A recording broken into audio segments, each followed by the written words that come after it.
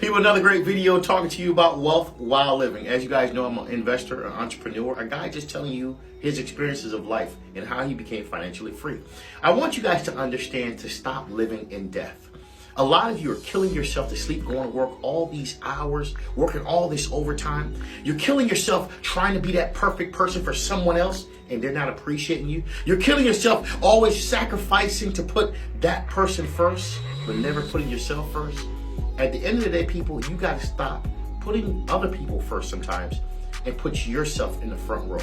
You got to understand you need to control the driver's seat sometimes and understand it's about you sometimes. Because a lot of you don't understand. You're killing yourself trying to satisfy other people who will never satisfy you. Learn in life that life is not about just working hard and killing yourself to sleep with hours and trying to be perfect for somebody else. It's about being happy and loving yourself and knowing at the end of the day, you matter too.